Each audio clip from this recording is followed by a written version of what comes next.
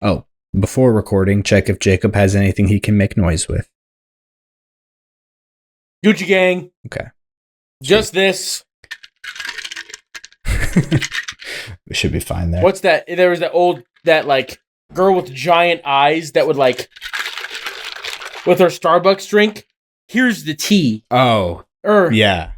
I don't remember her having giant eyes. I remember the acrylic nails. Oh, she didn't swirl it. She went. Yeah.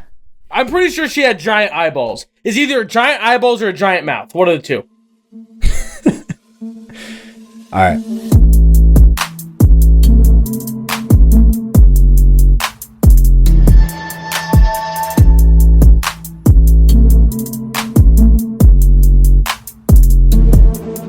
Hello, and welcome to the Wilt Chamberlain episode of the Hoop Theory Podcast, aka Episode 100, which is, of course, in honor of his career-high 100-point night against the Knicks in 1962.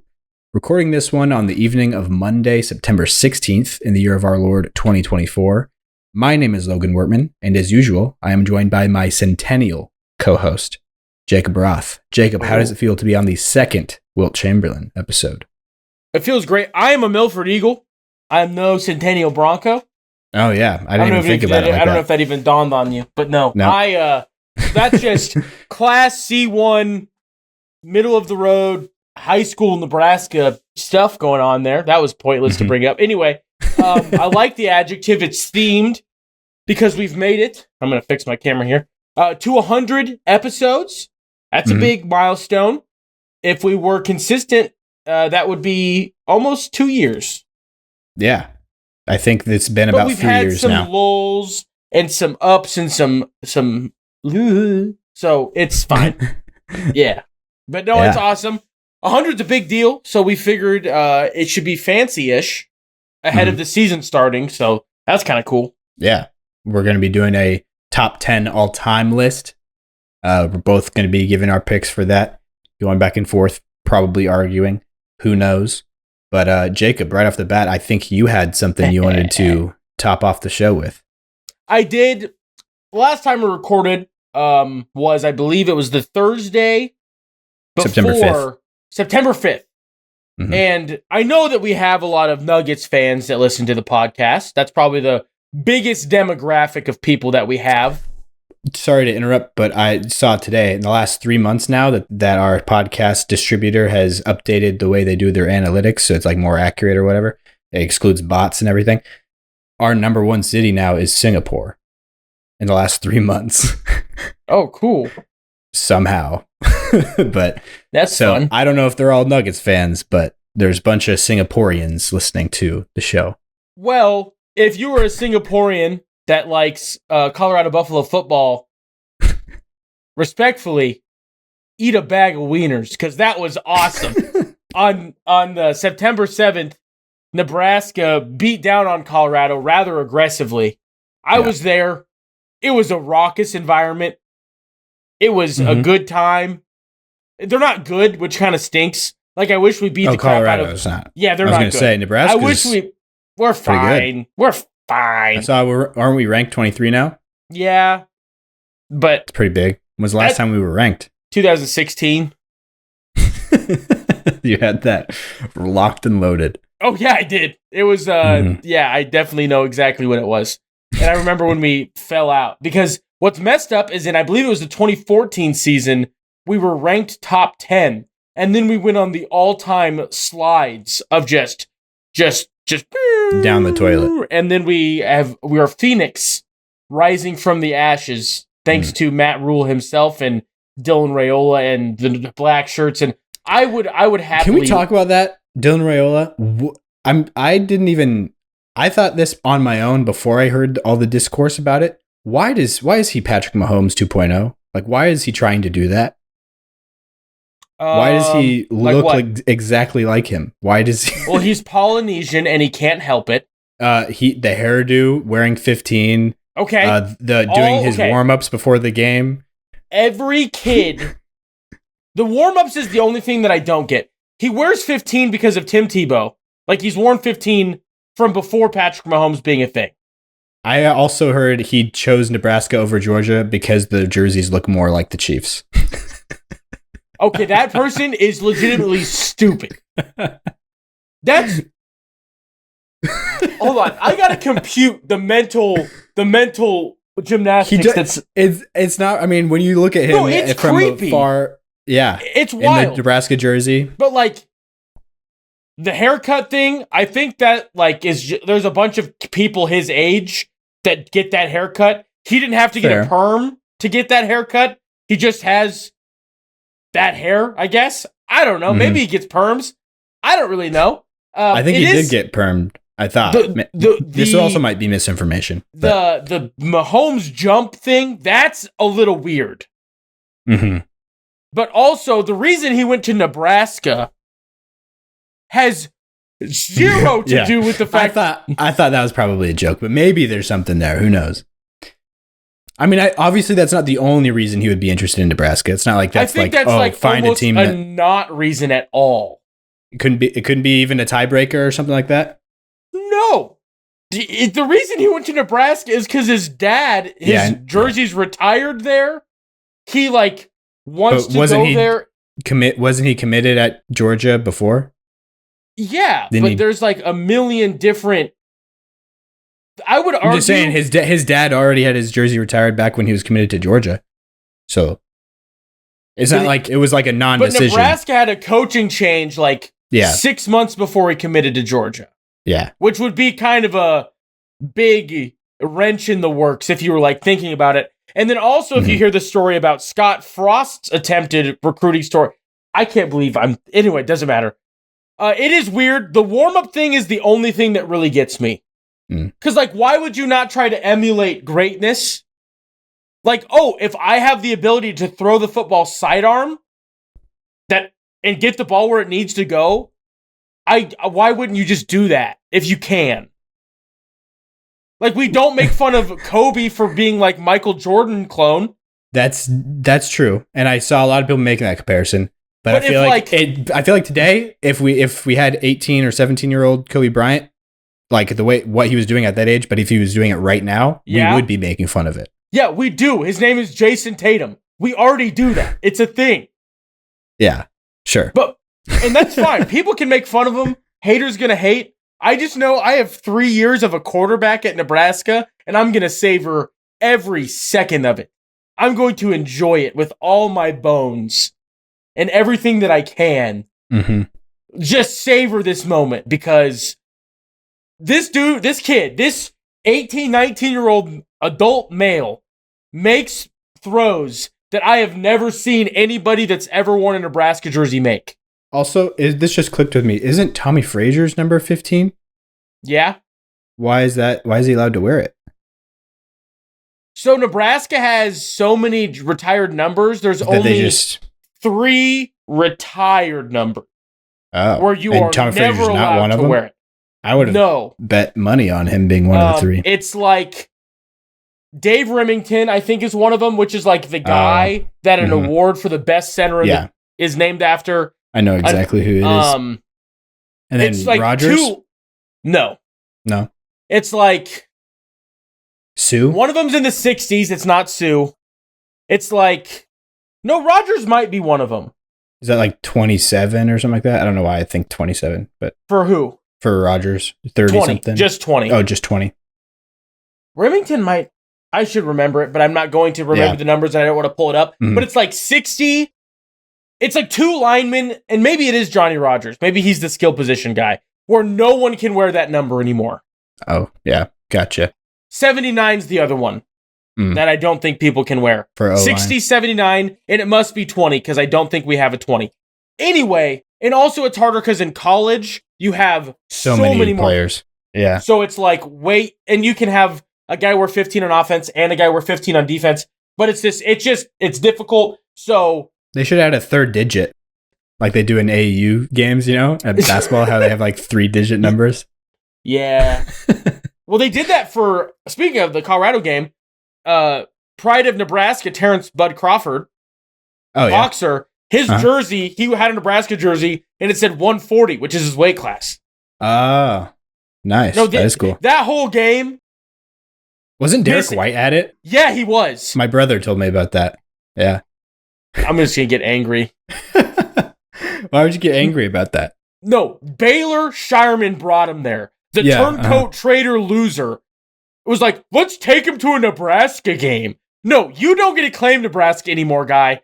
I'm not a gatekeeper, but I am today. You decided to go to Creighton. I wish they would have put Baylor Shireman up on the screen so he could have gotten booed. I wish they would have. Because I know he would have been booed. And the only people that would have been cheering are the Creighton people that have to cheer for Nebraska because their poverty university can't afford a football program. All right. Anyway. I think that's enough Nebraska talk. Yeah. Shout out. That was a great moment. We could cut that whole thing, honestly. It got my juices flowing, though. I'm ready to roll. Yeah, no. Since we're already 10 minutes in, we should probably thank everybody for listening and ask to please be sure to hit us up on Patreon or buy me a coffee if you would like to support us. That's patreon.com/hooptheory and buymeacoffee.com/hooptheory. All our links can also be found in the description of both the show and the episode, wherever you're watching or listening to this. We would also greatly appreciate it if you would rate the show, leave a like or a comment. Of course, be sure to subscribe and follow the feed. And lastly, we'd love it if you would send something into our mailbag for us to read and react to. Basketball related or otherwise, you can send those over to hooptheory.mailbag@gmail.com. Without further ado, let's get into the rest of today's show. We should probably mention our YouTube jersey giveaway. Another thing to do while we're doing housekeeping stuff. So, if people were around for TikTok, which that official, did it get to him? Yes, it did. Like last week. So sick. Okay, so had some miscommunication on my part. It was entirely this half of the Hoop Theory podcast fault, but it got to him.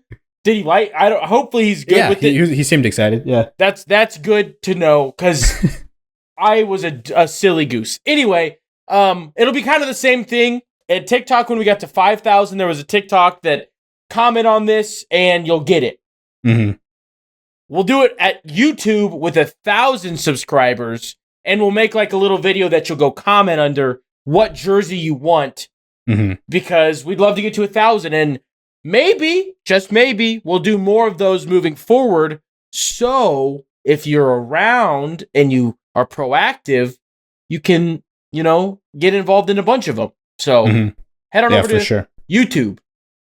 Yeah, so we can grow there as a platform that's more permanent, it seems, than TikTok. Which less likely to be taken down by the government. Yeah, I looked at it. I think it's officially January 15th is the day that TikTok will no longer be, able to be used in the U.S., technically speaking. But there's caveats that can extend the window. So we have at least until January 2025 before it gets shut down. But it sounds like it's likely that it won't even be shut down at that point because either TikTok will follow through and do what the US asks, which is the most unlikely probably. There's another version of this that can be that if they're in the midst of making a deal, then the window can be extended by 90 days. And then the other version or the other outcome could be that TikTok or ByteDance, their parent company, can appeal the US's claim or the US's, which I believe they sued today. Oh, today. Okay. And apparently that can tie up things pretty much indefinitely. That can make the whole thing kind of last a lot longer. So it sounds like TikTok might be living a little bit longer than... They sued them a long time ago. This is just something happened Friday. Oh, makes sense. So... yeah, I guess just given the rundown basically of TikTok's timeline, a little bit confusing, but we should have a decent amount of time left to try to continue to grow there. So hopefully we keep getting our numbers there, get to 10K. That's the next milestone, I'll buy someone a car. Yeah, so... that was a joke. I'm not going to do that. Yeah. I can't buy myself a car. I drive a 2004 Acura TL. I love it, but I can't buy somebody else's car. Is that true? Yeah. You drive a 2004 Acura TL? Yeah. That's what your car is? It does not look that old. Dude, it was a fancy car back in the day. Okay. It's an 04 Acura TL with 217,000 miles on or something like that. Nice. We're on the road to 300,000 essentially, which we'd love to be in subscribers also. Let's get back to basketball. Yeah. So the couple of topics that I'd like to quickly hit before we get into our lists, which is, the point of this episode 100. The first thing is clearing up something from last episode, the award names, which I tried to make like a thing here at our Hoop Theory domain, for us to, whenever we talk about the awards in the NBA, to call them by their names, try to start that trend basically. Each of the awards has a name that's, named after an NBA legend who kind of represents that award. Like Michael Jordan Trophy is the MVP. George Mikan, who is the namesake of the last episode, ironically, is the Most Improved Player award. So yeah, we'll try to be better at that moving forward. For some reason, it just totally slipped my mind. I thought I should at least mention it. And then the other thing is Joe Mazzulla, who is just going on a reign of terror with his quotes. I actually want to sometime have a segment where we just run back through his best quotes, and just kind of break them down. They're iconic. Yeah. But his most recent one that caught my attention was I'll start the quote here. The phrase defending a title is a very passive-aggressive term. If you look at the animal kingdom, some of the strongest animals don't defend. They're the most aggressive, and they attack the most. We're winning 70 games. I'm locked in. Let's go, Joe. The disrespect to the Jays, and then you got Joe Mazzulla. That's just going to be on full attack mode. Mm-hmm. Sorry, I don't care who you are. Game 1, game 12, we're putting 43s up, and we're hitting 25 of them. Feels bad to be you. Beat that guy. Oh, man. Yeah, dude. My favorite thing about his quotes to me is just like each of them, the best ones at least, just have this turn midway through them where it's like, where did this come? Why are we talking about this now? Animal Kingdom. There is a rest in peace, legitimately, to Mike Leach, passed away recently, past couple of years, and he was also known for these press conferences that would just go, like he talked about jackalopes once. And Sasquatch came up, and just iconic. And Joe Mazzulla is stepping on the grounds of iconic. If he sticks around, like if he becomes this long-term like coach that we just all know for the next 25 years, there's going to be some all-time liners that might even top the ones we've heard. My personal favorite so far is, Joe, did you see the royal family? The only royal family I know is Mary, Jesus, and Joseph. Yeah. Or something like that. I'm like, wow, Joe. And then I hope I see the red dot on my forehead. That was another one. Yeah. Animal Kingdom, that's pretty good. That's a pretty good one. One of my favorites is in the finals when being asked about the black head coach thing, like how it's Jason Kidd and Joe Mazzulla were the first two black head coaches to face off in like however long. And he was like, yeah, I wonder how many of those coaches were Christian.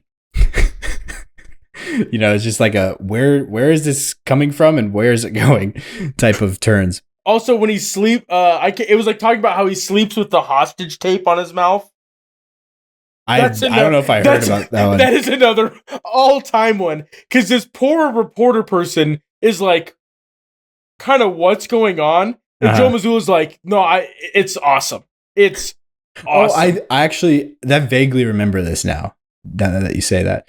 Yeah, it's only been 2 years, right, since Joe Mazzulla has become head coach, and he's already up there with the best of them as far as his greatest hits. Not according to ABC Sports. He's the 11th best coach in the NBA. Yeah, I'm talking about a different kind of list with this. Yeah, I know what you mean.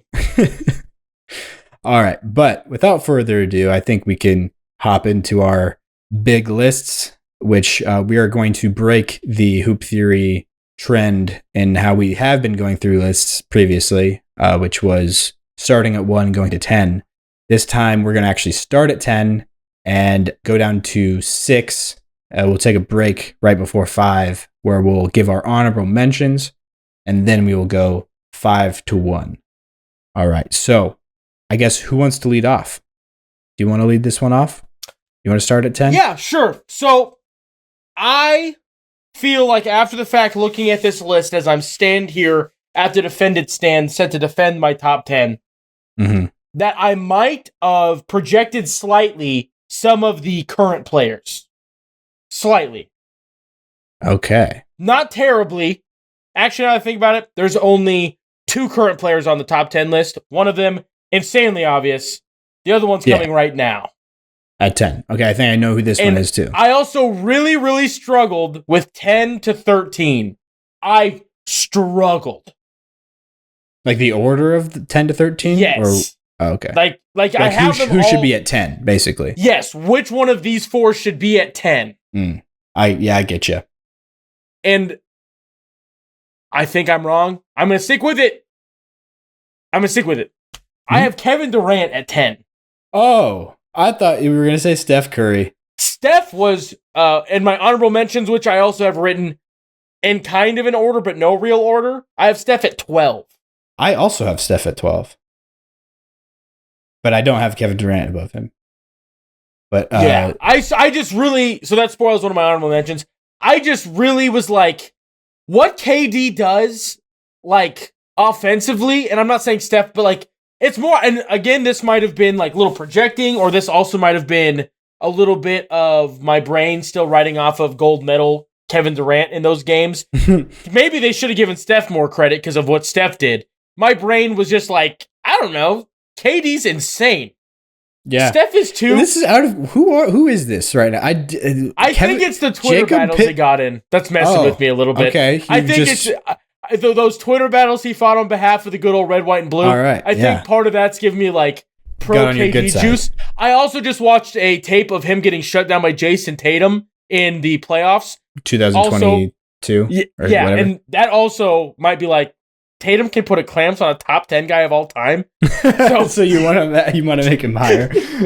So KD's like, is he? Oh, it doesn't matter. We'll talk about it later. If maybe we won't. I don't know. It's not too far from where we have him. But I think he is definitely. It's like a shelf and then 9. I feel like 9 up for me personally is like a different. That's a step.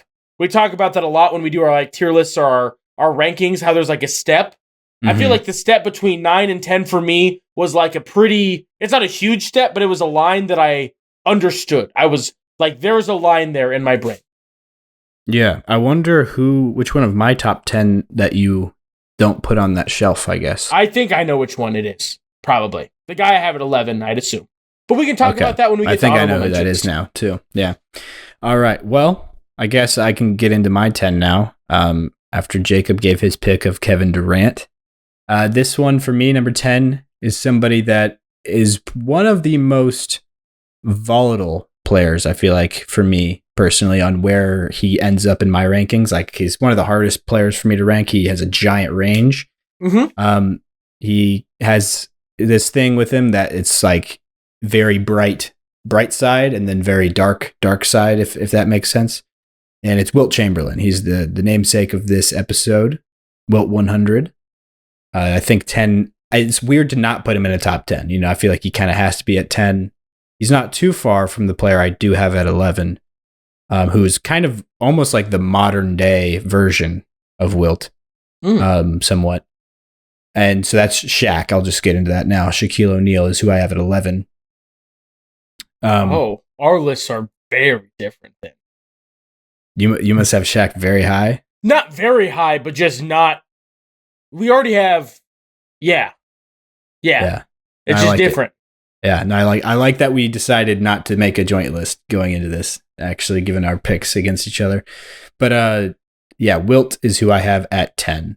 I think his legendary numbers and records and all that kind of stuff, it's like unprecedented and untouched by most people. Jokic is kind of starting to dip into a lot of those areas. Obviously, there's some that are just still untouchable, like the points in a game record, the points per game on a season record, which was 50.4, I believe, and then the rebounds in a game record of 55. I want to say, all those having literal double the possessions also helps, which is another thing that I also think like really messes with my viewing of Wilt, because I'm like, yeah, I think that if you put like Jokic or LeBron or any of those guys that just naturally accumulate a lot of stats, but just like, times your possessions by 1.6 or 1.75.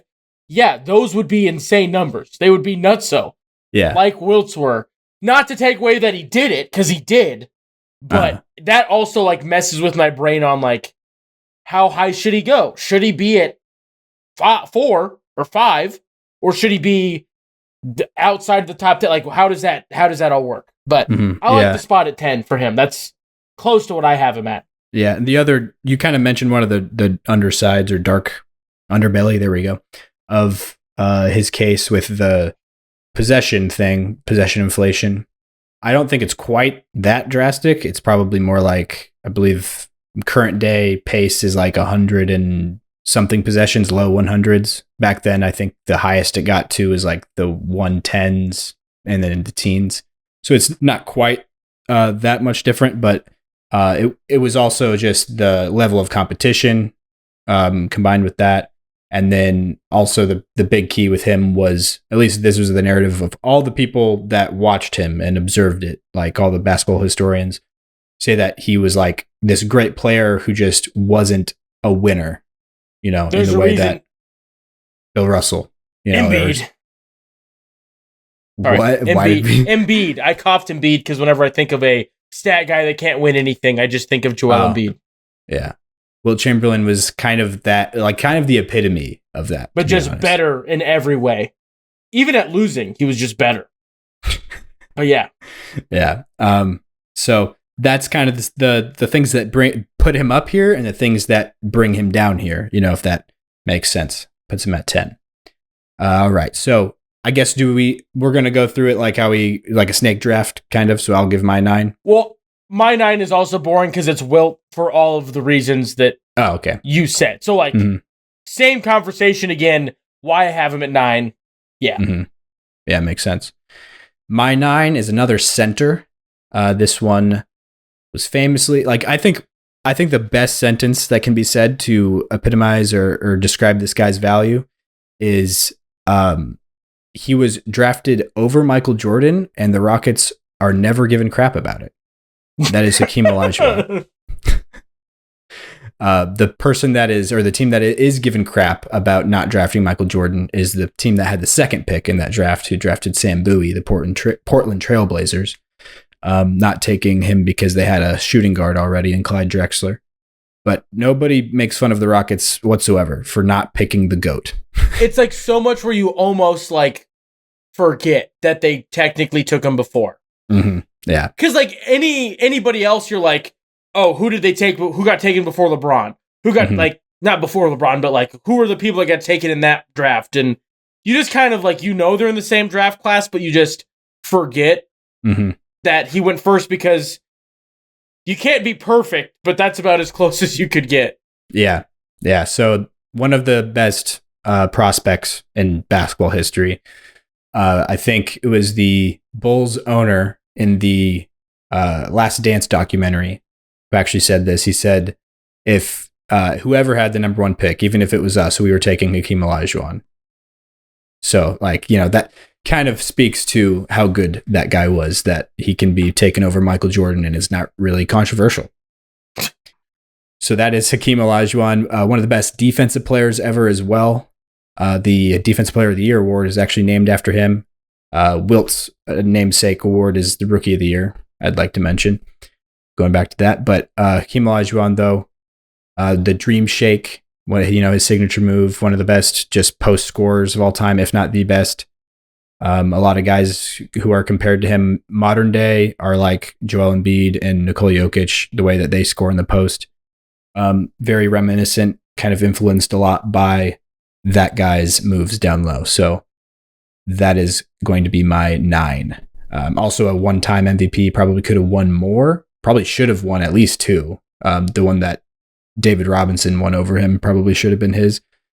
But then also if he wasn't overshadowed his entire career by Michael Jordan and had more, if he had like a stretch run where he could have been like the best player in the world, that is very realistic, and he could have gotten more accolades. But that is who I have at 9.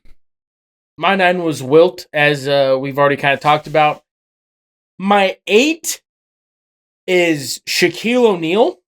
Mm-hmm. Just because there's like a lot of people that talk about that played against Shaq that was the most unstoppable force on a basketball. It just wasn't as long stretched of insane as some others were. He just had this like 2 or 3 years where there was nothing that you could physically do to really stop him at all. Yeah.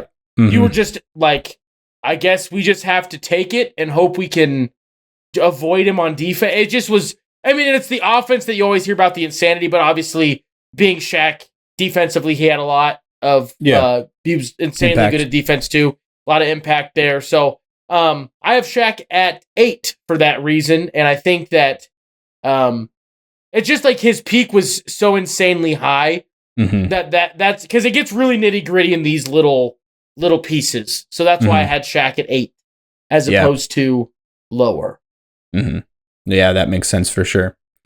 That peak was about as dominant as you can have. That 3-4 year run, I'd say probably 2000 to 2003. I guess that's 4 years actually. Yeah, 2000 to 2003. Winning all those championships with the LA Lakers, and also doing it with a teammate, pretty famously having a tag team, partner basically with this guy that I have at 8. That is Kobe Bryant. Oh. Well, I guess what is that? I can't tell what direction that shock is coming from. Nothing. It was definitely something. Well, I guess we'll just talk about it later. Oh, okay. Kobe will come up on my list. Yeah. We'll just talk about which direction. Okay. All right. So yeah, he's my 8. Obviously, like the second coming, if anybody can be called the second coming of Jordan, it would be him. Mm-hmm. Emulated a lot of what Jordan did. And also, this is the guy that I feel like most people listening who are not super into basketball, super into the history of it, like deep diving, all that kind of stuff, more casual fans using that in not a negative way. Like I know some people just turn on this podcast that I actually know in real life, that aren't super into basketball. And you guys are probably hearing that and thinking, oh, Kobe Bryant, that's like, I hear him brought up as like a top 3 guy most of the time. Which I feel like in iconography, if I can use a weird word, or like just legacy, he kind of is in that area, or fame. And then if unfortunately his life wasn't cut short, just impact on basketball, I feel like he would be maybe that top 3 in terms of the impact, because he's always been a big proponent of the WNBA. Like I would have loved to see Kobe, like as the WNBA's exploded to everybody, having him be like a part of that. I feel like that would have been awesome. Yeah. Obviously, just having Kobe around would be awesome, but like those things, I think would be, in terms of the on the court stuff, yeah, he didn't have the sustained stretch of a peak like these other guys in the same type of way. That he's one of the best players ever. Like 8 is an insane position for anybody to reach on a list. It's just, I think people mistakenly kind of put him into the like literal GOAT tier with Michael Jordan and with LeBron James, Yeah. When I feel like that is a bit of a stretch when you actually look at their accolades, what they accomplished. Like the only kind of area that he is with those guys in is number of rings. Yep. Which, when you break down the context of those rings, is not like exactly the same. Like we said, him being teammates with Shaquille O'Neal at his peak, like one of the most dominant forces there ever was. Just kind of a unstoppable duo. For some of his rings, not some of them, you could argue almost all of his rings, he was not the best player on his team. So sorry, the Shaq Kobe rings, he was not the best player on his team. Those three only. That stretch, right? Yeah, sorry. Yeah. The other 2, that was. I was gonna say, are you saying Pau Gasol was bad? No, I worded that wrong. I meant the Shaq era rings. He just, I mean, there was games where he was the best guy on the court, but he was undebatably not the best player on the Shaq title teams. Yeah, undebatably. Sorry, I worded that very poorly and made it sound like I was sick in the head. But yeah. Well, yeah, I mean, I guess almost all 3/5 is, by some definitions, almost all. So it wasn't necessarily wrong. I just thought you were maybe including another one of those in there. But yeah, so him at 8, I think is a good spot. Also feels good because 8 is just, that's his number. Kobe number. Like it feels right. Yeah. That is where I'm going to leave him, though. You already gave your 8, right? That was Shaq. Oh, yeah. So Shaq and Kobe are our 8s. That's also nice. But yeah, in terms of accolades, like 1 MVP, if for him to be in like the actual top 3, you would need at least 2 at the very least. Having 1 MVP hurts him there. But, having the second highest scoring game of all time is pretty big, albeit he was not playing for that great of a team at the time. So he was just kind of, the epitome of like getting all of the shots that he wanted. So yeah, the context of his career is it was kind of a little bit of a roller coaster ride. Some of it self-inflicted with the, Shaq and Kobe pairing, the way that had to end because of the feud that they had between each other. Jacob's making a face here. He looked like he was reading something. Completely unrelated. Diddy just actually got arrested. He is in custody now. Nice. Sorry. Props to the justice system, I guess. If all of the alleged things he did are true, then shout out to the justice system for doing that. Well, there's security camera footage of at least one of the things he did, right? I'm pretty sure, but there's also like real definitive evidence of a lot of things that they're fancy, rich, and famous, so they just it's not that bad. Like Tyreek Hill, anyway, doesn't matter. There's a lot of people that have, heck, maybe some people I was about to say, on the list that I don't want to bring up, but yeah. Anyways, moving on from that, number 7. I haven't been keeping track of like whose turn it is, but do you want to recap where we're at so far for your list, and I will do my list so folks can know? Yeah, sure. Yeah, I have Wilt at 10, Wilt Chamberlain. Number 9 is Hakeem Olajuwon, and then number 8 is Kobe Bryant. So then you can go into your 7 if you would so desire. Right now? Mine first. I have KD at 10, Wilt at 9, and Shaq at 8. Okay. And then my number 7 is another RIP for this player. That is Bill Russell, the winningest player in NBA. Why are you making that face? Nothing. Bill Russell, yeah, that's who I have at 7. Considered like the greatest winner, and I don't know if I could say all of sports, but like it's certainly probably close to that. Dang near. 11 titles in 13 years is kind of just crazy work. Albeit the league was very, very small at that point, not only like 8 teams for some of that stretch, but still, nevertheless, also just the impact he had on the game, according to, a lot of people that watched him and documented his time in the NBA, the way that he would prioritize team success and like sacrifice personal gains, personal numbers, stats, and all that for the betterment of the team in a lot of ways. So also one of the greatest defenders, if not the greatest defender to ever live. Scoring is kind of the thing that brings him down a little bit, which is weird to say for somebody to be at 7 and bringing them down. But the thing that does not get him higher into the list, maybe keeping him from being the GOAT, honestly, is the fact that his kind of boring in terms of like today's standard of stats. He didn't have a lot of go-to moves, wasn't like an actual like really insane threat on the scoring side of things. A lot of his points honestly came in transition.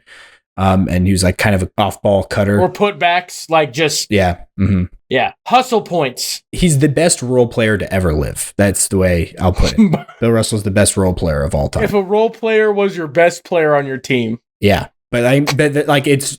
You can say that about like some stars today, even a little bit, but it's a lot less true because like they're still the actual star on their team also. But Bill Russell, when he played, he literally played the role player. Like if you watched the game, he didn't have the ball a lot. Like he was just kind of a part of things. He was a part of the offense. Yeah. But not like the center of it, literally. Defense is where he was like that guy. The guy, yeah. Yeah. And then on offense, he was a very important cog and very unselfish piece in it all that made it all work. Probably still the best player on the offensive end, but wasn't necessarily the focal point of the offense. That's the way I'll describe it. He's the best role player to ever play basketball. Bill Russell. I made a face because I thought that I was like shedding my Celtics pride, and I was like, I'm gonna Bill should be lower than I think that I normally would put him. And you just took my thunder. You just swept it from under my shoes. Oh, that's you didn't why think I was that I would so do mad. That? Well, I didn't think that we'd both have him at 7. That was kind of the bummer part for me. Is it just was I'd like, okay, come on, let's take away the we bleed green. Let's think. Let's be logical. Mm-hmm. And you took my thunder for all of the reasons. I want him to be higher so bad. Mm-hmm.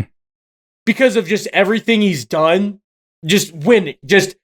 And to be fair, I don't think it's crazy for anybody to put him at 4. I think 4 is the top of his range. Yeah. And that's these 4 guys that I have kind of got shuffled around with one another as I was like trying to make 4 to 7 to try to not to put my bias into it too much. But yeah. No, fair. Yeah, for sure. So I you go to my also 6. have Bill Russell at 7. I do have Bill Russell at 7. Mm-hmm. At 6, I stick with the bigs. The most underappreciated man, I thought until about 10 minutes before we started recording, I had him at 4.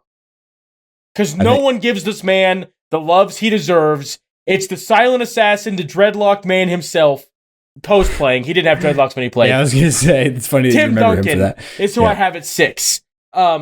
He's a guy that I think gets like, if you were like make a list off the top of your head, almost everyone would just forget Tim Duncan unless you make a specific point in your brain to be like, don't forget about this man. Mm-hmm. Because it's just insane to think that he was just like so good for so long. Yeah. And it's not that he was like ever like the top. I mean, there was times where he was up there, but he was just like 8.9 out of 10 for 2 decades. Just the whole time. He was just top 5 or top 10 at the minimum in the league. Always. And most of that stretch, he was probably top 3. It was probably him, Shaq, and Kobe. But he just always got put at the 3 or he was never kind of like the KD I feel like syndrome. There was probably a couple years in there where he probably was number 1. Also, another thing is he was in a market where like the media also when they were talking about this type of stuff probably would not have put him higher. Yeah, that hurts him. Like the Lakers brand helps Shaq and Kobe immensely. The San Antonio Spurs brand did kind of the opposite effect on Tim Duncan. Yes. Yeah, or he was already kind of a reserved, quiet guy, and then he was in a reserved, quiet market, so it just like amplified the fact that he just was like, I show up and I hoop and then I go home. Mm-hmm. And he did that better than anybody you could imagine. Like Tim Duncan, I actually thought about when I was making this list, I was like, I have to put Tim Duncan over Bill Russell because almost like Tim Duncan is basically the modern version of Bill Russell in a lot of ways. The teams where everyone around him that he was doing it to were just better.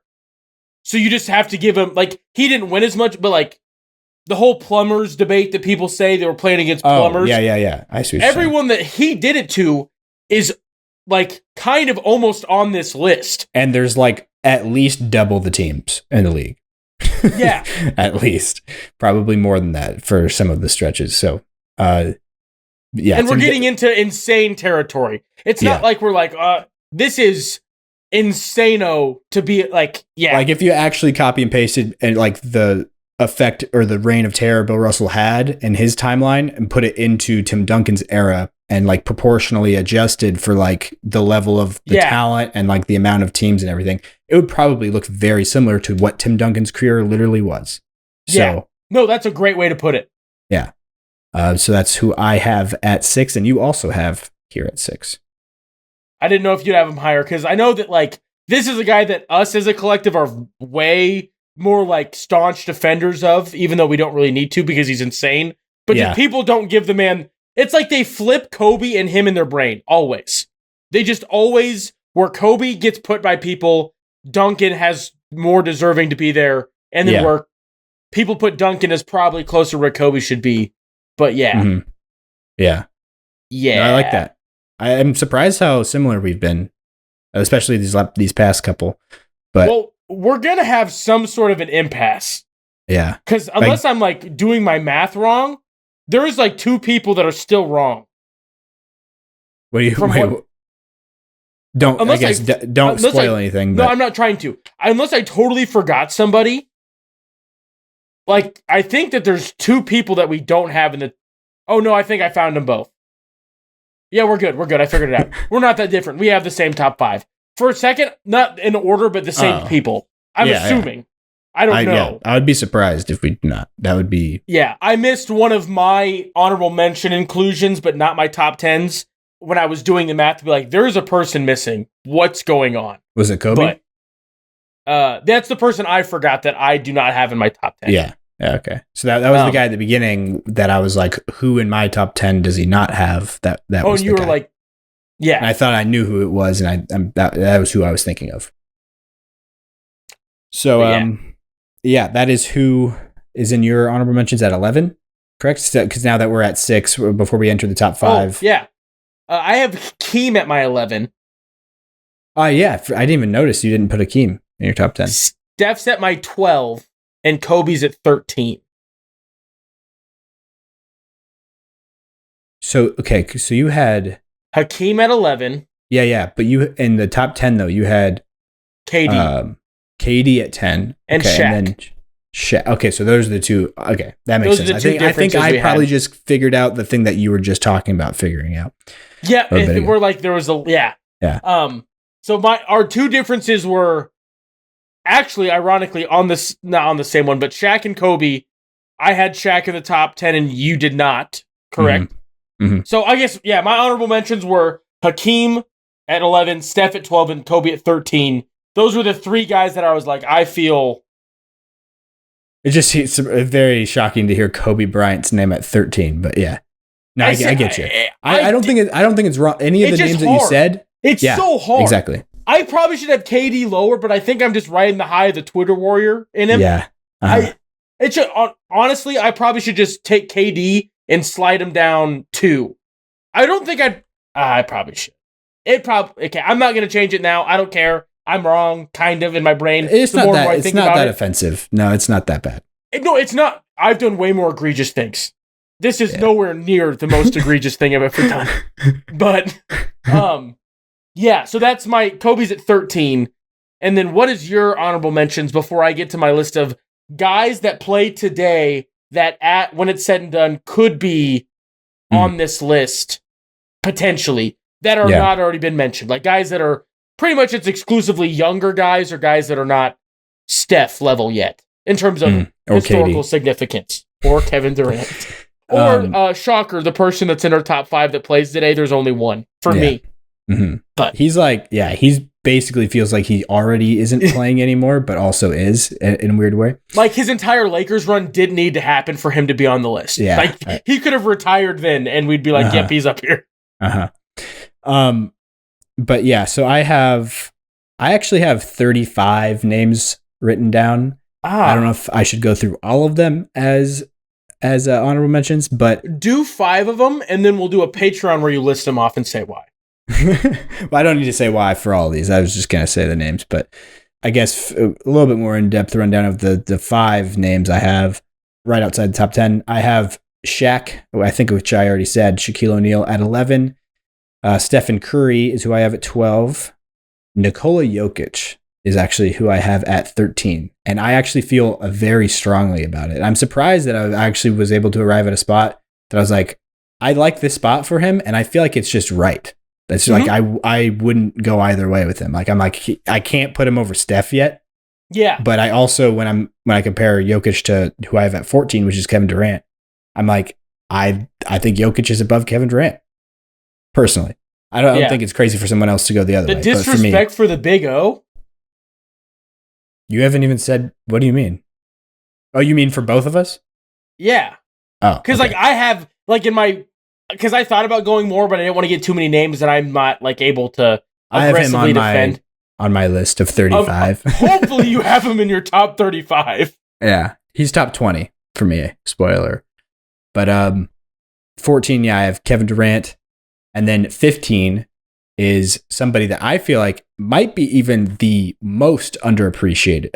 Like, I feel like he might be the most underappreciated player when it comes to all-time rankings, when it comes to like people just mentioning GOATs of, in general. It is Moses Malone.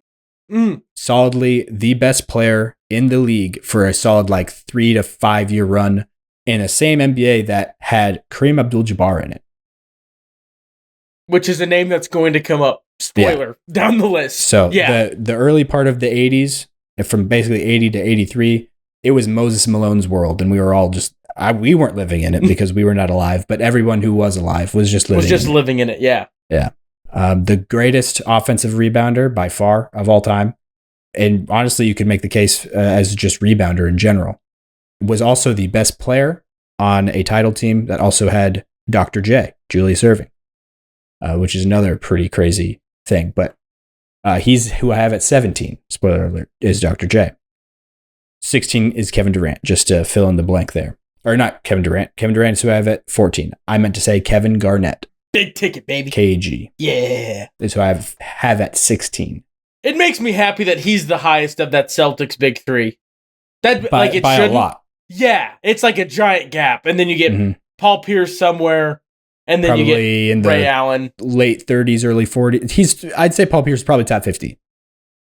Ray Allen, I would like to think he is, because people just forget that he went toe to toe with whoever names that we're gonna say on this list, just not for as long. Yeah, but no, for sure. I guess I can come back to those other ones, though. Those other names, I'll probably say them eventually. Yeah. But yeah, what was your next list that you wanted to dive into? So I have guys that are not, I don't think, in this realm yet, with the caveat of one that you've already said. So I have today's guys that could be in this realm someday. Jokic is the only one that I think that I would probably have top 20 already. I don't know if I haven't thought enough to be like, this is the spot I have him. But he's definitely top 20 without a question in my brain. Because we already talked about him as a Mount Rushmore center, which already means he's like here because of how good centers have been. But then the other guys I have that I think someday could be here, Luka is I think the most obvious one. For sure. I have Wemby because sky's the limit. Whatever is above the sky, the moon, the limit is almost unfathomable for him. And then I said Jason Tatum because of his million championships that are incoming. So million. That last one was half a joke, 92% a joke. I think I kind of fell asleep for the beginning of what you were just saying. Did you mention Giannis? Oh no, I just spaced him. I totally should have. Okay. I knew it was going to happen because I tried not to look. And what I need to do is I need to make a list and then look so I don't feel like I'm plagiarizing. Because that'd be the only name I feel like that you would deserve to be mentioned. You're totally right. He for sure deserves, honestly, to be like, if I would have put it in a hard order, like neck and neck with Luka. Because they've both done things already. Like they've proven that like I'm able to do things that no one else possible can do at this time. Anyway, it doesn't matter. I think, trajectory-wise, you could probably project Luka to be above him, but I'd say right now, Giannis is probably above Luka in the all-time rankings. Like no one, we're done playing basketball forever. Giannis is higher right now than Luka. Mm-hmm. Yeah. And then I didn't feel like there was any other guys in the NBA right now that I felt like for sure. I mean, there could be some sort of weird outlier where somebody just goes, like a young guy that just goes crazy. I don't foresee it. But Wemby's the only guy like that I think, I feel like Cooper Flagg is that nuts, like moving forward. Oh, yeah, project even further. I was thinking like somebody who's doing it right now, and if they got even a little bit better and did it for a long time. Shea is a guy, Shea Gilgeous-Alexander. Shea, I feel like Ant would have to have a lot of things go different. Like, I don't feel great about... Just top 10 is going to be a thing that's like, will we ever be able to bring ourselves, no matter how good the NBA gets, that we will not call Bill Russell a top 10 guy. That feels insane. I think we're kind of getting to that range now. It's nuts though, because we have so many guys like Wemby, Jokic. There's guys that are going to be up here. We're like, are we ever going to say that Larry Bird's not a top 10? I won't. I'll die. Yeah. I'll check out. Yeah, I'm out of here. For the audio listeners, for the audio listeners, I am. You said it right that time. I did. I didn't mess it up. You passed like 3 times. You've said video listeners. Yeah, the audio listeners. I'm wearing a Larry Bird jersey. Nice. He will always be top 10, bare minimum. Yeah, the hick of French Lick. Yes, sir. Stinking man. I wish somebody could have done his mom's driveway. So just because what if he's number 1? What if he just doesn't? What if because he's anyway? We'll talk about him. I hope we do, or I'm gonna fight you. I'm just kidding. We'll talk about him in a little bit, but yeah. Is there anybody else that you can think of that's like maybe of current guys? Is that what you're talking about? Yeah. I just feel like I think Ant's a good guy. It's just tossed the out the line. Like I feel like that's like. Is there anybody below Ant right now? I feel like Ant's ceiling is high enough that I wouldn't question somebody being like, oh, he could be top 10 player. Like him being better than Kobe is like maybe possible. I don't know. A lot. Yeah, that's a lot. I also think it's hard because none of these guys in today's NBA are ever going to get the championship numbers. Never say never. I just feel like it is so unlikely. Hard. Nowadays. Especially with the way they're doing the CBA, it's just going to get harder and harder. And they're adding 2 more teams here shortly, which will make it even harder. Is 3 titles 10 years from now, like in this next 10 years, is that the equivalent of what Michael Jordan did? That maybe not that extreme. It might be. With how crazy things are getting. And I just think that is something that someone will have to figure out, and it's just going to be brutal. But I'd say like the bar that Jokic is kind of trying to reach, at least the first bar for him to try to reach, is Tim Duncan. That's kind of like the comparison that is often made is like Jokic is like the modern day Tim Duncan. For him to reach that level all time, like in rankings, for him to get like the same impact rings wise, I've thought about this before that like maybe the Nuggets winning 3 or maybe even 2 rings. If they're it's kind of that at that point is where it becomes like somewhat equal to even what not that long ago, like 20 years ago, Tim Duncan was doing because of the way the league is structured, the talent pool of the league, and also the number of teams kind of skyrocketed. The all-time 2020 team would destroy almost anyone. Like if you were to take in a vacuum, everyone at their prime, the all-time 2020 team, whatever it ends up being, or 2015 to 2025 team would clean up. They would do well to almost any other era. Yeah, and for fight sure. me. I don't care. That's just facts. No, I agree. But I guess I don't know if I should give the rest of my honorable mentions list now before we get into top 5, or if I should save that for the end. I would save it for the end because I've got kind of a timer on today. Okay. Fair enough. So we will hop into the top 5. I guess I don't know who should lead it off. I can lead it off. Okay. This hurts me a lot. A lot. That there is a Celtic in this top 5, and there's 3 effing Lakers above him. That hurts me so bad. I have Larry Bird at 5. Man, it makes me mad. But I just like the biggest thing that hurts him is longevity. And I think that's the only thing when you're getting down to this list, how nitty gritty it gets, especially with these next. Honestly, it's these 2. They played each other like a lot because the top 3 is a different thing. Yeah, this is a tier outside the next top 3, or not next top 3, but the top 3. So I just like the longevity is obviously a big part of it. And yeah, I don't like it. I feel a little dirty that I said it in this order, but I try to take away my bias when I can. I try. No. Doesn't always work. I think you usually do, and sometimes I feel like you even overcorrect at times. Yeah. But and I would say that this is one of those times because I have Magic Johnson at 5. No, what? I'm going to look like a hater. No. No, I've said this actually for a long time. I don't know if we've ever talked about it, but like between the two of us, but I've said this to a few people within like past couple of years now that I actually tend to lean Bird in the Magic and Bird conversation. Mainly just looking at it like who is the best player at their peak, who would I rather have, because they like longevity wise, you could say Bird's was a little bit shorter, but not by much. Yeah. It's pretty comparable with, Magic Johnson having the whole HIV situation.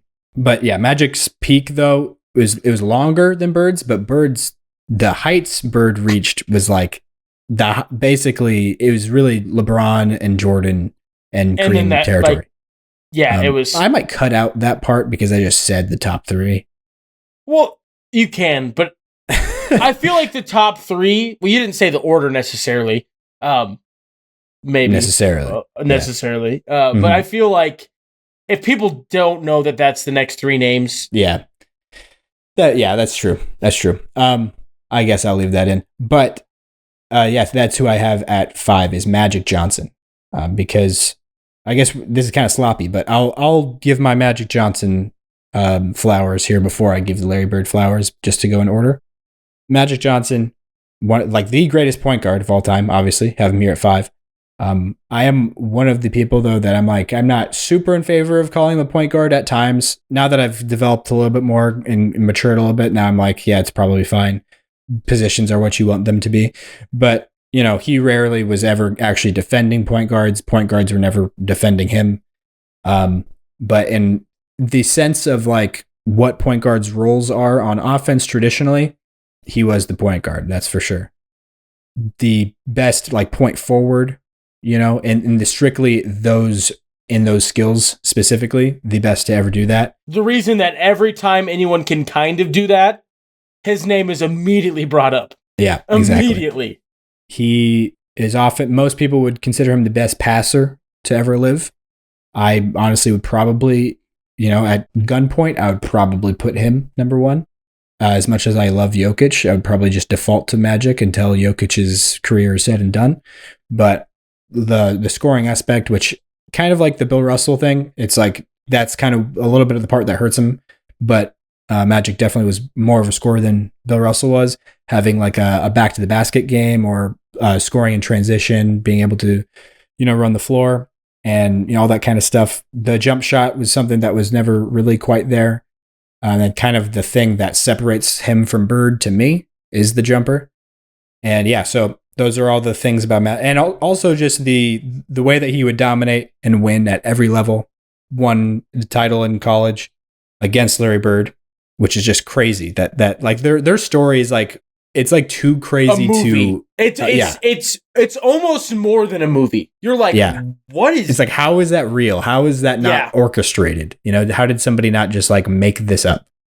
All the ways their stories intertwined with one another, and they were this just kind of yin and yang of one another, going head to head at the same time in the same era. And also the reason the NBA is still around today. Those two put the team on their back. Often credited as the people who saved the NBA. The NBA was at its very low point before they came along. Being, the finals, the NBA finals were on tape delay. Didn't even show them live on TV, which is just insane to think about. But those guys made basketball appointment viewing in America, which is just it's insane work to do for an entire sport, to make it that big. And made it grow into what it has become now. Obviously, some other torchbearers took that responsibility shortly after them to continue to get the league to where it is now. But it started really with Magic Johnson and Larry Bird. To give Bird his kind of breakdown a little bit, also a lot of the same things I just said about Magic, but just he's also one of the best shooters to ever live. Not necessarily like 3-point shooters, but just pure jump shot shooters in general. Larry Bird's kind of like the epitome of that. Also, just the swag, the swag, the attitude, the way he reads the game. He's the reason why I love Bird so much, honestly, I think in my head is like, he's like almost like the perfect basketball player to me. He's like the wing version of Jokic. Like they're so similar in the way that they played the game, saw the game, would pass open teammates and all that kind of stuff. That's just something that I think is so valuable in a basketball player. And he was like the ultimate peak of that. Also just the clutch factor, hitting, like, that's also the other thing that separates him from Magic, is like down the stretch of games in the killer moments, Larry Bird is that dude. Like he gets mad if he is not looked at as that dude. Uh-huh. Like there is a clash on, like, in a team, not like after the fact, but like in a team situation, he's like, I'm getting the ball. We're not talking about it. Stop. Yeah. And deservedly so. It wasn't earned. It's not he was right also in thinking that. And there's just all these, I think that, and maybe not everybody sees the stories that I see just because of the Twitter holes that I'm in, but like, I'm going to beat you guys with my left hand and then just does it. Yep. Just things like that are just crazy. Or shows up to the Indiana State basketball team tryouts with his friends, all just wearing jeans, and just completely ran the actual varsity team off the floor. Which is just, that is insane. That's one of my favorite NBA or any stories ever. Like, to do that is insane. Against a D1 college team, you just walk in with your friends and do that wearing jeans. It's just wild. Yeah, man. What a guy. I'm gonna call in for work, I think, for a week when he passes. Emotionally, I'll be distraught. I think that's a ways away, hopefully, at least. No, it is a ways away. Oh, yeah. But I think he's 67, maybe? That feels about right. 67. I thought I saw it earlier, so I was going based off memory. No, it's in a long time, but I will take time off of work. Mm-hmm.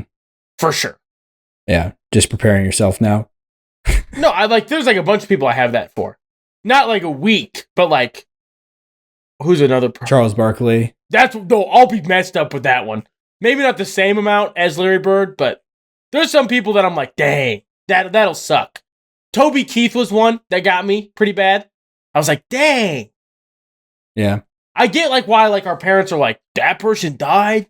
Oh man, that's crazy. I don't know. I never really had that memory, but like with like rock star people. No, not really. I guess I don't really remember. Our folks are different people. Yeah, that's true. That's the way to boil that down. But yeah, so that's the order that we did. I'm surprised that was the order, honestly. I'm surprised you put Larry Bird at 5. I think it's not wrong. I think Bill Simmons actually puts it in that order. It is wrong. I think it's because I just did the thing that you literally brought up before we went into it. Yeah. I like over anti-Celtic myself. Yeah. To try to make sure that my list is objective. Sometimes you go the other way. It feels like it's never in between. I'm never right. I'm always too far one way or the other. Yeah. But it's okay. It's just part of the... And it usually honestly depends on like what I'm talking, if I'm fired up about it or if it's just like this. I feel like I overdo it when it's just like this, but if it's like Jason Tatum if somebody says something bad about it, then I'm like, okay, let's be real here. Jason Tatum is the GOAT of our generation. Let's be real about it. That was a joke for folks that could not see my facial expression. But yeah, top 3. This is probably the most boring top 3 ever. You, better than I ever would be able to explain why these individuals are the top 10 in the NBA is the top 3 and then the 7. Like, it's not... I agree. It's not a... So yeah, at 3, we agree. In concurrence, it is the former points leader, longest standing, the Goggles, had multiple names during his time in the NBA. Yeah. Literal names. Yeah, I was thinking literal nicknames at first. But his literal multiple names. Kareem Abdul-Jabbar is who I have at 3, and I assume that you do as well. I do. The surest 2 points in NBA history, Kareem's skyhook, which a lot of people honestly miss represent or they don't understand what a skyhook actually is. They think that's synonymous with a hook shot. Skyhook and a hook shot are not the same thing. A lot of people, when they're like, oh, I'm Kareem, they just do it like a hook shot. The major difference is, you're going straight up with your arm, straight to the top. And that at the very apex, you're using the hook motion just in your wrist to kind of shoot the ball down a little bit. That is what a skyhook is. The reason why it's called skyhook is because the hook is in the sky. It's at the very top. It's not, the whole motion of the shot is not a hook. Those are two different things. But that's just something that annoys me that I wanted to clarify about this man's legacy. But that is Kareem Abdul-Jabbar, Lou Alcindor, as his parents named him. Probably the greatest college player to ever play the game. Won at least 3 titles at UCLA, maybe 4. I can't remember off the top. 4 seems crazy. By his own coach, he was called the second best player. College player of all time? Behind Pete Maravich? No, behind Bill Walton. Bill Walton. I believe Wooden called Bill Walton the best college player of all time. That's kind of insane. It might be one of those things. It's a strategic thing, where it's like Steph and Seth Curry's dad, Del Curry, saying that Seth is the best shooter in the family. It's kind of like one of those things. But still, Bill Walton, he's in my top 35. People. Yeah, which is a lot of people probably wouldn't put him in their top 35 because of how short his peak was in the NBA. But I'm just kind of doing this as like a basketball list, honestly, a little bit. Yeah. And that's why I have Julius Erving also as high as he is, because of most of his prime was in the ABA. But yeah, Kareem is also who I have at 3. And what you were saying about the order, the top 3 is the only real order that I feel strongly about. Really? After that, it's kind of like the next names. I had a hard time narrowing it down. I'm like, I don't know who I have at 4, but 3, if anybody ever says, oh, this guy's going to be top 3 all time, this guy's challenging, whatever. I'm like, okay, well, that's Kareem. Kareem is 3. Oh, so yeah, I was like, if anybody says not these 3 names, invalid. It's a gap. I don't want to over dramatize how big the gap is, but it's a big enough gap. I know you're objectively wrong if you have somebody else in the top 3. Yeah, I would say everybody else in the top 10 that I have, their range goes from 4 to wherever, the 13, 14 range, whatever ish, most of them at least. But all of their tiers or rankings or ranges starts at 4. Nobody's enters through that's, most of these rankings, I'm like, I could go either way, but this is where I've arrived at. Mm-hmm. But that is different for these 3. These 3 are like the concrete, this is where they are. And Kareem is that guy at number 3. For me, did lead the league in scoring all time, points total scored. He is also still the leader of MVPs. No one has won as many MVPs as Kareem Abdul-Jabbar, who has 6 all by his lonesome, which is just insane. And that's a number I don't know if anybody will ever reach. No. And I do think the other thing that's crazy to me is how many of these people he played with. During that, just his breadth of how long he played, how insane it is that, it's he didn't play with LeBron. Not at all. But the era before LeBron. He played against Jordan. He played against Shaq, maybe. Was he the end of Russell? He was around for the end of Russell, wasn't he? Oh, yeah, for sure. Kareem came in the league in 1968. Yeah. Someone played against Bill Russell and Shaq. And we're good. Close. I don't want to say he definitely played against Shaq, but it would have been close. I can't remember what year Kareem retired. I don't know if he made it into the 90s or not. But it would have been close. Late 80s was his twilight years. For sure he was there. Yeah. He won Finals MVP in 1985. 89 was his last season. 89 so he was did his not. Last season. Okay. But the very fact close. Shaq was in college at that time. It's just crazy. Yeah. It definitely is. Being good, that's the thing that's Yeah. At his very end, he was still a top 10 player. Kind of where LeBron is now-ish. Yes. The same type of thing. Yeah. And speaking of LeBron, would you like to give him his flowers as number 2? Both consensus have him as 2? And yeah, I guess I take back a little bit the thing I just said about the concrete spots. Like, if you were to redefine how, like, what you're prioritizing in making this list, this is one that I can see, like, people putting LeBron at number one. Mm-hmm. Like, there's definitely a case to be made. And, like, the thing I will say is, if depending on the definition or depending on the rules of the game, I guess that we're talking about here, it's definitively each other. Like, they're both, like, undisputably to go over one another, just in different areas. Depending on which lens you're looking through. Exactly. Like, it becomes not a conversation to me, both ways you look at it. But, like, you have to narrow down which way you're going to look at it. And for me, that is to look at the peak player. And that is the reason why I have Jordan over LeBron, is because I'm like 1988 through 92 or whatever kind of range you want to narrow it down to, is the best basketball player I think that has ever lived, is Michael Jordan. So that's kind of how I define putting him at number one. And so in LeBron, though, has the case for the longevity standpoint of it, which is not like meaningless at all. You know what I mean? Like, the longevity standpoint of, like, somebody could argue, and I think would be right to argue, Jordan, if he played as long as LeBron has, would not be as successful as LeBron has been.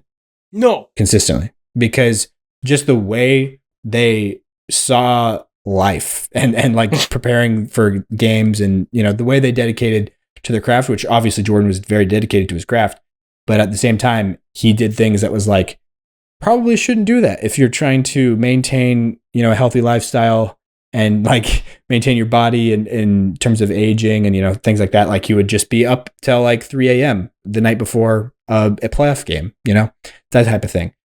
Yeah. It's like that. Oh, this is football. Never mind.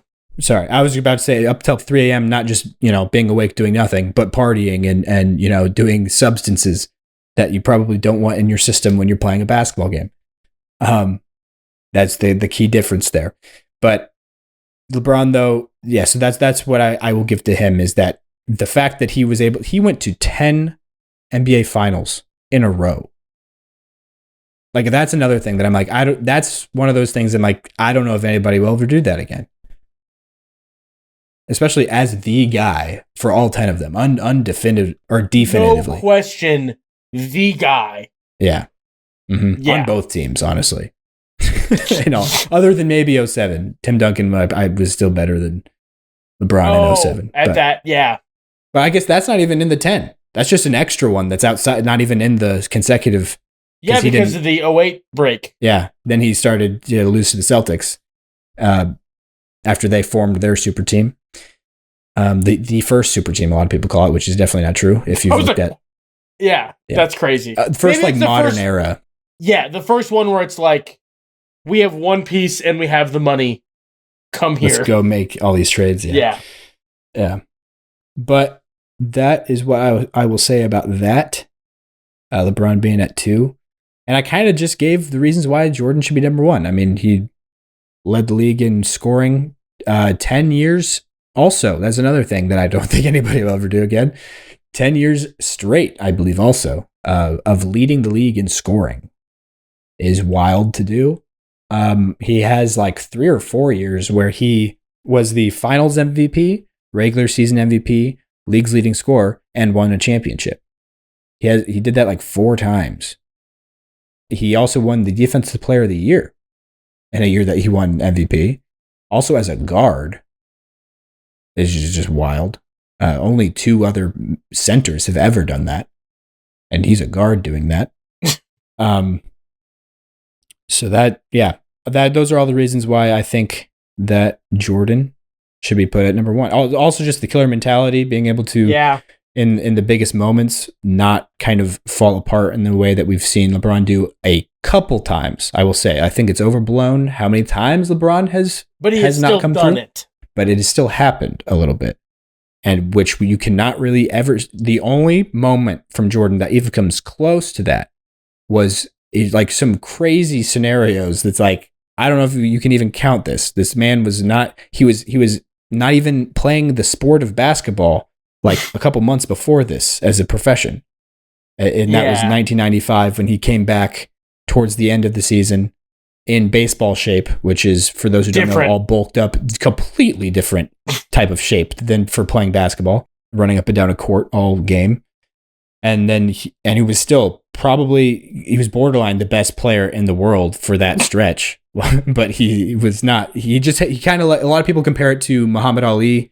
I'm not like super familiar with Ali's career, but at a certain point, before and after point in Ali's career, where it was like, now he's not quite Ali anymore. Like, he's still like one of the best boxers alive, but that special thing that was like made Muhammad Ali different than anyone else ever. Yeah, that piece is just gone from boxing for 4 years and or something like that. Come back. So it's like even more of a parallel in that exact same way as he was. Ow! That sneeze hurt my body. So yeah, I can't remember the exact, it was like 3 or 4 years where he was not allowed to box and he was just slower. Yeah. When he came back, it didn't have that same, ability. But so Jordan had that, but basically just for the 95 season. End of this season. Where he came back and was in the playoffs. He lost in the second round against the Magic, who are a young up-and-coming team that went all the way to the finals. Did get swept, unfortunately, against the Rockets, led by Hakeem Olajuwon, who was the best player in the world at that point. So, yeah, that was like kind of that's the only moment that was like, oh, Jordan didn't just, despite all odds, do it anyways, you know? Yeah. After he reached the mountaintop, I will say that, you know, obviously he came up short a few times against the Pistons on his way up. But like the biggest thing about Jordan's career to me that makes him the GOAT is that, you know, despite he had those battles back to back with the Pistons before he went over the top, made it to the mountaintop. But after he beat the Pistons in 1991, he never lost again. He just never lost again, except for the one exception that I just talked about and those weird circumstances of not even playing like a season, coming back and just deciding to rejoin a team right as they were entering the playoffs. You know, it's just kind of different territory, different standpoint. Yeah. But other than that, though, never lost a series again. Also, Michael Jordan never lost a playoff series that he was favored in, which is another thing that I'm just like, that is insane. That's just GOAT-worthy stuff. And like, that's not just like they're like close ones where it's like, but also just the big thing of he never came up short. You know what I mean? Like, he was always did what was expected of him, or higher, which is just like him as a first playoff year player in his second year in the NBA, took what a lot of people would call the greatest team in NBA history, 1986 Boston Celtics, to the brink in the first round, where he had no one on his, like, Scottie Pippen was not in the NBA yet. I think Charles Oakley was the second best player on his team. Maybe Orlando Woolridge. It depends. I'm not going to go into a debate on who was the second best Bull at the time, but one of those guys. And it was Michael Jordan. And that's still standing as the highest scoring playoff game in NBA history, 63 points in the Boston Garden against Larry Bird. That game where you see the, you know, like the quadruple between the legs and then jump shot in the corner, short corner against Larry Bird. That is that game. Also, the game that Larry Bird afterwards said, that was not Michael Jordan, that was Jesus or God. I don't remember which one he said, disguised as Michael Jordan. Or in basketball shorts, actually, I think is the quote. But the other thing that I think is the fact that he is like, Kobe is the one that gets like, but like Michael Jordan is essentially what Kobe modeled everything after. He is like what we view American superstars as now. Yeah, what Michael Jordan he kind of hurt the game in some ways, you could argue. The same way that like Steph has a little bit, because everybody tries to be like, I'm going to hit logo threes. And there's people that just can't crash out on a rebound now. This is an overblown, but I kind of know what you mean.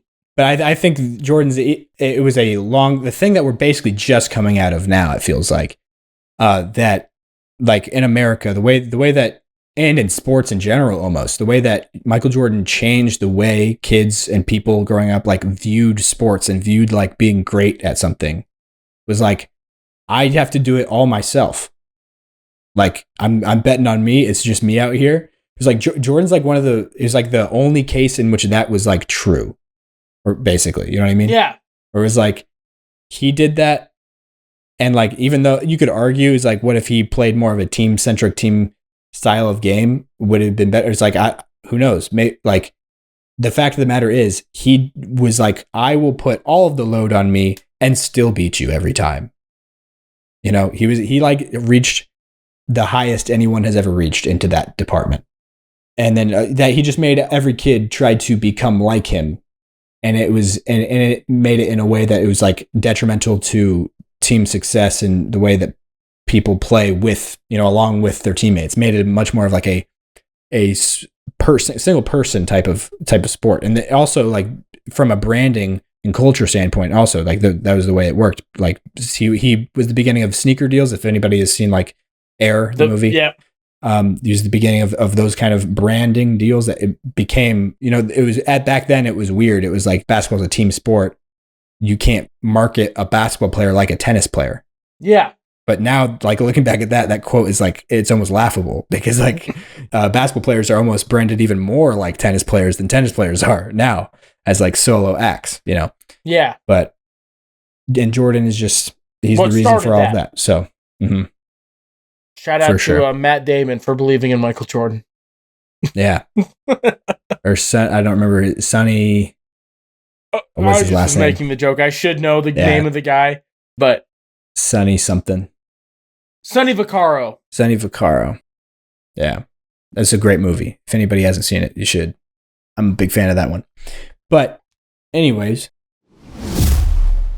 All right. We need to get out of here. Jacob has other duties to attend to, and we've been cooking here for a good amount of time now. So thank you for listening to the past 99 or now 100 episodes, hopefully. I doubt anybody has, but that would be cool if you have. But yeah, just want to thank everybody. Love that we have reached this milestone. Appreciate everyone who has gotten us to the point that we are at.